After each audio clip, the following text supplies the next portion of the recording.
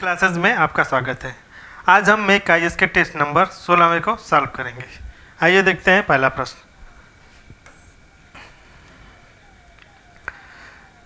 एक तरफ तमिल संगम दिया है, दूसरी तरफ आयोजन स्थल दिया है। तो प्रथम संगम कहाँ हुआ था? मदुरै में था। दूसरा संगम कपाटपुरम में था और तीसरा क्या था? कांचीपुरम में नहीं था, यह भी क्या था? मदुरै में था। मदुरै में तो क्या हो जाएगा? दो क्या हो जाएंगे? सही हो जाएंगे। अब देखिए दूसरा प्रश्न। तोलकाप्पियम ग्रंथ के संदर्भ में निम्नलिखित कथनों पर विचार कीजिए। इसके लेखक तोलकाप्पियर हैं, क्या है? सही है। यह प्रथम संगम का उपलब्ध एक प्राचीनतम ग्रंथ है। तो प्रथम का नहीं था, द्वितीय संगम का था। तो क्या हो जाएगा? केवल एक इसका क्या हो जाएगा? सही उत्तर हो जाएगा। अब देखिए तीसरा, सूची 1 को सूची 2 से मिलाना है। तो बोला है शिल्पाधिकारम किससे संबंधित था? एंग्लो आदिगम। अब देखिए मणिमेखले का संबंध किससे है? मणिमेखले का शीतले सतनार से था। और तोलकाप्पियम का किसमें था? तोलकाप्पियर के साथ। और तिरुवल्लुवर का तिरुवल्लुवर के साथ का था। तो क्या हो जाएगा? ए का 4 बी का 2, ए का 4 बी का 2, डी सी का 1 और डी का 3।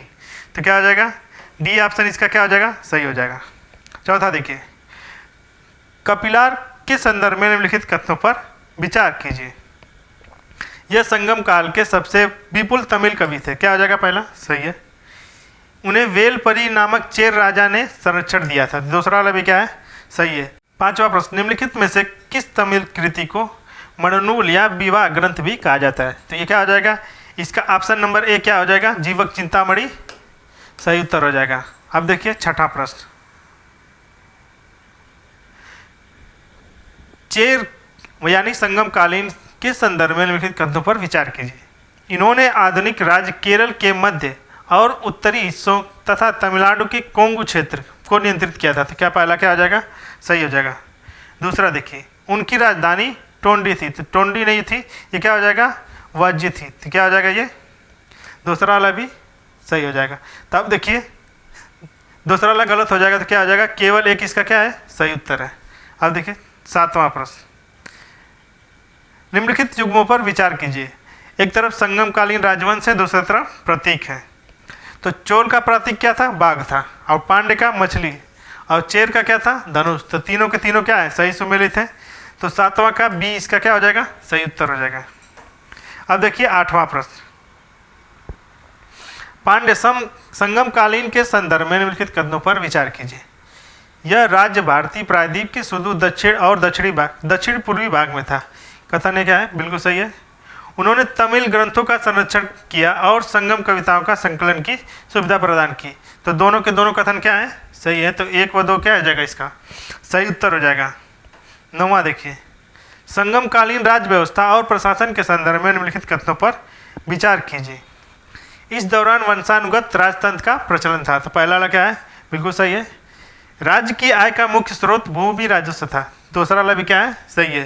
तो 1 व 2 क्या हो जाएगा? इसका सही उत्तर हो जाएगा। अब देखिए 10वां प्रश्न, संगम काल के संदर्भ में निम्नलिखित कथनों पर विचार कीजिए। इस काल के समाज में विभिन्न सामाजिक वर्गों का अस्तित्व था। तो क्या हो जाएगा? पहला सही है। दूसरा क्या है? इस काल में दास प्रथा प्रचलित नहीं थी। दूसरा वाला क्या है? दासों की बिक्री, दासों के लिए क्या होता था? मार्केट लगता था। तो क्या हो जाएगा? दूसरा गलत है। केवल एक इसका क्या हो जाएगा? सही हो जाएगा। 10वां का केवल एक सही हो जाएगा।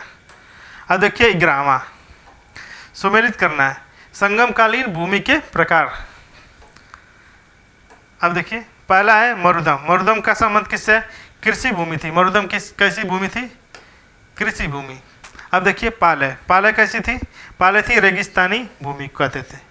नेथल कैसी थी? नेथल को कहते हैं समुद्रवर्ती भूमि। और कुरिंची कैसी थी? पहाड़ी भूमि कहते थे। तो क्या हो जाएगा? 1 का 2, 2 3 4 1, 2 3 4 1, 2 3 4 1। ऑप्शन नंबर बी इसका क्या हो जाएगा?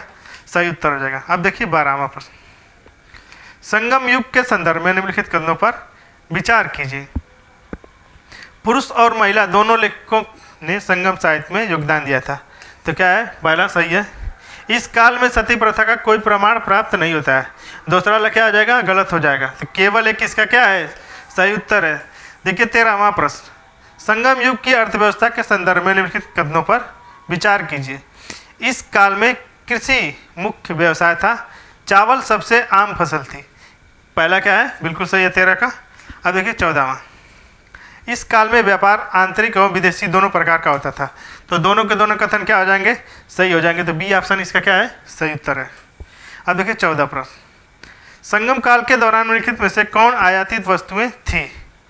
तो हाथी दांत के उत्पाद क्या आ जाएगा, ये क्या है, यह निर्यात की जाती थी। काली मिर्च भी क्या थी, यहाँ से निर्यात की जाती थी। आयात के लिए चांदी और मीठी शराब थी।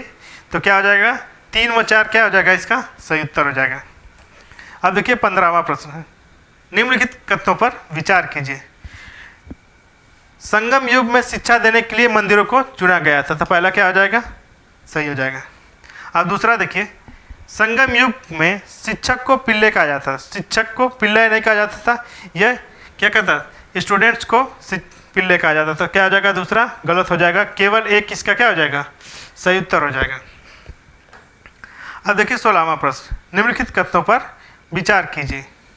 संगम काल में भूमि मापन की इकाई वैली एवं माहोदी थी। तो पहला क्या है, सही है। संगम काल में अंबानन अनाज का माप था। तो दोनों के दोनों क्या आ जाएंगे, सही हो जाएंगे। तो इसका क्या हो जाएगा, बी ऑप्शन सही हो जाएगा, 16 का बी। अब देखिए 17वां नंबर पर, संगम काल में खेतों में काम करने वाले मजदूर को कहते थे। संगम काल में खेतों में मजदूर काम करने वाले क्या कहते थे, कड़ाइसियार कहते थे। तो क्या हो जाएगा, डी ऑप्शन इसका क्या हो जाएगा, सही हो जाएगा। अब देखिए 18वां प्रश्न, निम्नलिखित कथनों पर विचार कीजिए। संगम काल के राजा के सर्वोच्च न्यायालय तथा राज्यसभा में को मनोरम कहते हैं। तो क्या हो जाएगा, पहला सही है। दूसरा देखिए, संगम काल में सेना के सेनापति को नलबे की उपाधि दी जाती थी। तो क्या हो जाएगा, दूसरा वाला क्या हो जाएगा, गलत हो जाएगा। केवल एक इसका क्या है, सही उत्तर है। नलबे क्या था, दरबार था। अब देखिए 19वां नंबर प्रश्न, निम्नलिखित युग पर विचार कीजिए। प्रथम संगम अगस्त ऋषि क्या है, सही सुमेलित है। अब देखिए दूसरा संगम नक्किरर। तो क्या था, ये क्या आ जाएगा, गलत है। ये तीसरा संगम का था। तो क्या आ जाएगा, तीसरा संगम क्या है, तीसरा वाला भी संगम क्या है, सही सुमेलित नहीं है। तो क्या हो जाएगा, केवल एक किसका क्या हो जाएगा, सही उत्तर हो जाएगा 19 का, ये इसका सही उत्तर है। अब देखिए 20वां प्रश्न, जीवक चिंतामणि के संदर्भ में निम्नलिखित कथनों पर विचार कीजिए। 20वां प्रश्न है, जीवक चिंतामणि के संदर्भ में निम्नलिखित कथनों पर विचार कीजिए। यह तिरुकत्तेदेवर नामक रचित बौद्ध ग्रंथ धर्म ग्रंथ है। तो क्या आ जाएगा, पहला गलत है। यह संस्कृत भाषा में, दोनों भी क्या आ जाएंगे, गलत हो जाएंगे। तो क्या आ जाएगा, न तो 1 न तो 2। अब देखिए 21वां नंबर प्रश्न, ये बौद्ध ग्रंथ नहीं था, ये जैन ग्रंथ था। और ये भाषा कौन सी थी, तमिल थी। तो क्या आ जाएगा, ये दोनों के दोनों क्या है, इसी वजह से गलत है। अब देखिए 21वां प्रश्न, संगम काल के संदर्भ में कासु, कनम, पोन, वेन पोन आदि थे। आदि क्या थे, 21वां क्या था, 21वां के क्या थे, ये सब क्या थे, सिक्के थे, सिक्के के प्रकार थे। अब देखिए 22वां नंबर पर, सातवाहन वंश के संदर्भ में निम्नलिखित कथनों पर विचार कीजिए। इसने उत्तरी भारत पर शासन करना आरंभ किया था। ये पहला क्या हो जाएगा, गलत हो जाएगा। शक्तिशाली मौर्य साम्राज्य के पतन काल के तक्षशिला को राजधानी बनाकर इसने अपने वंश की शक्ति का उत्कर्ष का प्रारंभ किया था। दूसरा वाला भी क्या हो जाएगा, गलत हो जाएगा। ये इनकी राजधानी कहाँ थी, ये पहले बात तो ये दक्षिण में थे और राजधानी क्या थी, पैठन थी। तो न तो 1 न तो 2 इसके क्या हो जाएंगे, सही उत्तर हो जाएगा। अब देखिए 23वां नंबर पर, कर्ण वंश के संदर्भ में निम्नलिखित कथनों पर विचार कीजिए। ये शुंगों के उत्तराधिकारी थे। पहला क्या है, सही है। सातवाहन वंश ने इस वंश को समाप्त किया था। तो दोनों के दोनों कथन क्या हो जाएंगे, सही हो जाएंगे। 1 व 2 इसका क्या हो जाएगा, सही उत्तर हो जाएगा। अब देखिए 24 नंबर प्रश्न, निम्नलिखित कर्ण वंशी शासकों का कालानुक्रम में व्यवस्थित करना है। तो सबसे पहले कौन था, सबसे पहले वासुदेव कर्ण। फिर उसके बाद क्या था, भूमिमित्र कर्ण। फिर उसके बाद क्या था, उसके बाद हो जाएगा नारायण कर्ण। फिर उसके बाद सुशर्मा कर्ण। तो क्या हो जाएगा, 3 4 1 2 3 4 1 2 कहाँ आ जाएगा, ऑप्शन नंबर डी इसका क्या हो जाएगा, सही उत्तर हो जाएगा 24 का डी। अब देखिए 25वां नंबर, निम्नलिखित में से कौन सा प्राचीन भारत से संबंधित विदेशी राजवंश था। तो क्या हो जाएगा, सातवाहन गलत हो जाएगा, शक क्या हो जाएगा, सही है। महावेगवान वंश क्या हो जाएगा, ये भी गलत है। चौथा क्या है, कुषाण वंश। तो 2 और 4 क्या हो जाएंगे, सही हो जाएंगे। तो सी इसका क्या हो जाएगा, सही उत्तर हो जाएगा। अब देखिए 26 नंबर पर, भारत पर आक्रमण के संदर्भ में निम्नलिखित कालानुक्रम में व्यवस्थित करना है 26वां का। तो क्या हो जाएगा, सबसे पहले यूनानी आए थे, उसके बाद शक, दूसरे तीसरे पे क्या थे, कुषाण। तो तीनों का क्रम क्या है, सही सुमेलित है। तो क्या हो जाएगा, 1 2 व 3 के क्या हो जाएंगे, सही हो जाएंगे। अब देखिए 27वां नंबर प्रश्न, शाककर्णी प्रथम के संदर्भ में निम्नलिखित कथनों पर विचार कीजिए। इसे कर्ण वंश की शक्ति एवं सत्ता का मूल संस्थापक माना जाता था। पहला क्या हो जाएगा, ये गलत हो जाएगा। उसने अपने शासनकाल में अश्वमेध यज्ञ किया और समस्त दक्षिण भारत को अपनी सार्वभौमिक सत्ता स्थापित की। तो क्या हो जाएगा, ये दूसरा वाला सही है। तीसरा देखिए, तीसरा है इसका, उसने गोदावरी तट पर स्थित प्रतिष्ठान नगर को अपनी राजधानी बनाया। तो क्या हो जाएगा, 2 व 3 इसका क्या हो जाएगा, सही उत्तर हो जाएगा। दोनों के दोनों क्या है, सही है। पहला क्या है, गलत है। अब देखिए 28वां नंबर, गौतमी पुत्र सातकर्णी के संदर्भ में निम्नलिखित कथनों पर विचार कीजिए। यह सातवाहन वंश का महानतम राजा था, बिल्कुल सही है। इसकी सैनिक सफलताओं एवं अन्य कार्यों की जानकारी नासिक अभिलेख से प्राप्त होती है। दूसरा वाला भी क्या है, इसका सही है। इसे एका ब्राह्मण तथा अद्वितीय ब्राह्मण कहा जाता है। तो क्या हो जाएगा, ये भी सही है। यह शक शासक नपान को पराजित किया था। तो चारों के चारों कथन क्या है, सही है। तो डी इसका क्या हो जाएगा, सही उत्तर हो जाएगा। अब देखिए 29वां नंबर प्रश्न, वशिष्ठी पुत्र पुलवामी के संदर्भ में निम्नलिखित कथनों पर विचार कीजिए। वह प्राचीन भारत के सातवाहन वंश का शासक था। तो क्या हो जाएगा, ये सही है। यह महाराज और दक्षिण पथेश्वर की उपाधि धारण की थी उसने, मतलब। तो क्या हो जाएगा, 1 व 2 इसके क्या हो जाएंगे, सही उत्तर हो जाएंगे। अब देखिए 30वां प्रश्न, 30वां देखिए, आंध्र इक्ष्वाकु वंश के संदर्भ में निम्नलिखित कथनों पर विचार कीजिए। ये सातवाहन के सामंत थे जो कृष्णा गुट्टूर क्षेत्र में शासन करते। तो पहला क्या है, इसका सही हो जाएगा। इस वंश के शासक जैन धर्म के पोषक थे। तो दूसरा क्या है, गलत है। तीसरा देखिए, वीरू पुरुष दत्त इस वंश का संस्थापक था। तो क्या हो जाएगा, तीसरा भी इसका क्या है, गलत है। तो केवल एक इसका क्या हो जाएगा, सही हो जाएगा। केवल एक इसका सही हो जाएगा। इसका कौन था, चंतुमाला था, चंतुमुला था, चंतुमुला इसका क्या था, इस वंश का संस्थापक था। तो केवल एक इसका क्या हो जाएगा, सही हो जाएगा। अब देखिए 31वां नंबर प्रश्न, शुंग वंश। देखिए क्या करना है, इसको राजवंश को संस्थापक बताना है। इसका क्या है, तो शुंग वंश का संस्थापक कौन था, पुष्यमित्र शुंग था। और देखिए काणवान वंश का था वासुदेव, और सातवांश का क्या था, सिमुख, और चेदी वंश का क्या था, महामोहवान था। तो क्या हो जाएगा, ए का 4 बी का 3, ए का 4 बी का 3, ए का 4 बी का 3, सी का 2 और डी का 1। तो सी इसका क्या हो जाएगा, सही उत्तर हो जाएगा। अब देखिए 32 नंबर पर, एक तरफ वंश दिया हुआ है, दो तरफ संस्थापक दिया हुआ है। तो 32वां क्या हो जाएगा, हिंद यौवन का क्या था, डेमेट्रियस क्या हो जाएगा, सही था। अब देखिए कुषाण वंश का क्या था, मीनांडर। ये दूसरा वाला क्या हो जाएगा, कुजुल कटफिदस था। तो क्या हो जाएगा, दूसरा गलत है। अब देखिए कदम वंश का मयूर शर्मन था, ये सही है।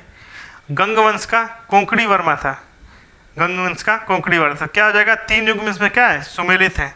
तो सी इसका क्या हो जाएगा, सही उत्तर हो जाएगा। अब देखिए कथन व कारण से संबंधित है। प्राचीन भारत में सातवाहन शासकों ने ब्राह्मण एवं बौद्ध भिक्षुओं को कर मुक्त भूमि प्रदान करने की प्रथा शुरुआत की थी। क्या हो जाएगा, कथन क्या है, बिल्कुल सही है। कारण देखिए, महाराष्ट्र के नानाघाट के अभिलेख में भूमि दान का प्रथम अभिलेखी प्रमाण मिलता है। तो दूसरा वाला भी क्या है, इसका सही है। ए और आर दोनों सही हैं, आर ए की क्या है, सही व्याख्या है। तो बी इसका क्या हो जाएगा, सही उत्तर हो जाएगा। अब देखिए 34 नंबर पर, 34वां देखिए, निम्नलिखित कथनों पर विचार कीजिए। कुषाण वंश के प्रारंभिक इतिहास की जानकारी के लिए हमें चीनी स्रोतों पर निर्भर रहना पड़ता है। तो पहला क्या है, बिल्कुल सही है। अब देखिए दूसरा, कुषाण शासकों ने ही सर्वप्रथम भारत में स्वर्ण सिक्के प्रचलित करवाए थे। दूसरा भी क्या है, बिल्कुल सही है। तो 1 व 2 क्या हो जाएगा, इसका 34 का सही उत्तर हो जाएगा। अब देखिए 35वां, भीम कटफिशस के संदर्भ में निम्नलिखित कथनों पर विचार कीजिए।